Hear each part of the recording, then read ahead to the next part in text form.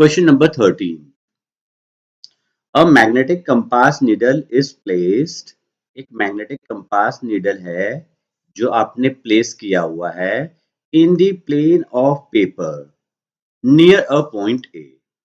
एक पॉइंट ए है, उसके साथ आपने एक मैग्नेटिक कंपास प्लेस किया हुआ है जैसे कि आपको यहाँ पर दिख रहा है, और ये एक ही प्लेन में है।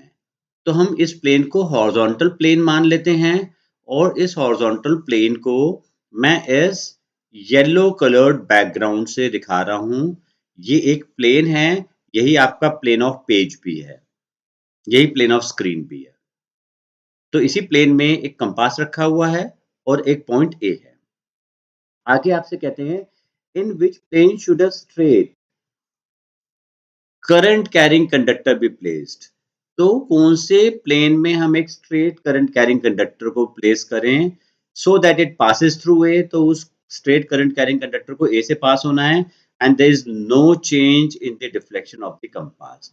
लेकिन कंपास का डिफ्लेक्शन में कोई चेंज ना आए, जैसा है वैसे ही बना रहे। और सेकंड है under what condition is the deflection maximum. का मतलब कि हमारे को एक करंट कैरिंग वायर प्लेस करनी है, यहाँ पर इस प्लेन में प्लेस करनी है, चाहे ऐसे प्लेस करें चाहे ऐसे प्लेस करें, कैसे भी जो ए पॉइंट से पास हो।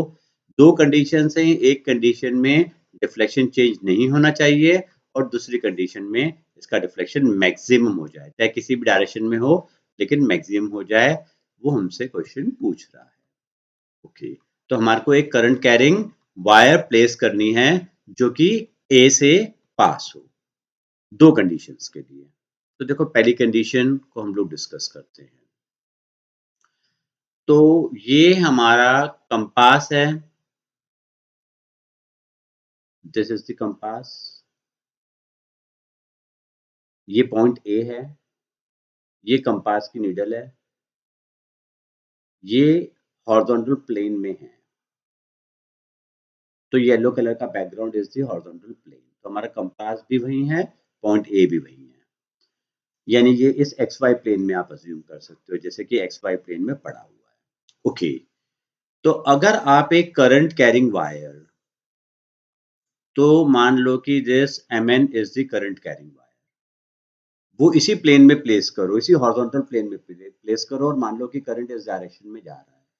तो this mn is the current carrying wire, और ये उसी प्लेन में प्लेस्ड है जिस प्लेन में कि ए और कंपास है। तो इसकी वजह से जो मैग्नेटिक फील्ड बनेगी वो इस वर्टिकल प्लेन में बनेगी। तो इस वर्टिकल प्लेन में हम देखेंगे कि इस करंट की वजह से मैग्नेटिक फील्ड बन रही है, और ये मैग्नेटिक फील्ड का डायरेक्शन है। ओके, इस डायरेक्शन के हिसाब से हम अगर नीडल के पॉइंट को कंसिडर करें, तो नीडल के पॉइंट पे जो फोर्स का डायरेक्शन होगा वो वर्टिकली अपवर्ड्स आएगा, वर्टिकल प्लेन में आएगा। और एक मैग्नेटिक कंपास में अगर हॉरिजॉन्टल फोर्स लगे तो ये इसको घुमा देगी, लेकिन एक वर्टिकल फोर्स मैग्नेटिक कंपास के नीडल को घुमा नहीं सकती। तो इसका मतलब हमारा पहले में आंसर क्या है कि दी wire, current carrying wire should be placed in the plane of the compass and the point A। जिस प्लेन में कंपास है और पॉइंट ए है उसी प्लेन में से आप वायर को पास करोगे, तो फोर्स क्योंकि वर्टिकल लगेगी, प्लेन के परपेंडिकुलर लगेगी, वो नीडल को घुमा नहीं सकती, तो नीडल के डिफ्लेक्शन में कोई चेंज नहीं आएगा। सेकेंड केस में सेम चीज ये है कि ये एक हॉरिजॉन्टल प्लेन है और ये नीडल कंपास इसी प्लेन में है, पॉइंट ए भी इसी प्लेन में है। अब की बार जो हम वायर पास कर रहे हैं वो इस प्लेन के परपेंडिकुलर पास कर रहे हैं, जैसे कि यहाँ पर आपको दिख रहा है this wire is perpendicular to this plane और करंट इस डायरेक्शन में है। करंट इस डायरेक्शन में है तो मैग्नेटिक फील्ड इसकी वजह से इस डायरेक्शन में होगी, जो एक सर्कल बना रखा है इस वाले डायरेक्शन में, इसी प्लेन में होगी, इसी येलो वाले प्लेन में होगी, हॉरिजॉन्टल प्लेन में होगी। तो इसकी वजह से जो फोर्स लगेगा इस वाले नीडल पे वो इसी हॉरिजॉन्टल प्लेन में लगेगा, और ये इस नीडल को डेफिनेटली इधर घुमा देगा और ये फोर्स मैक्सिमम होगी। तो दिस इज द आंसर, कि पहला का आंसर ये है कि एक करंट कैरिंग वायर हम हॉरिजॉन्टल प्लेन में ही रखेंगे जिस प्लेन में कंपास और पॉइंट ए है, तो नीडल का डिफ्लेक्शन नहीं होगा।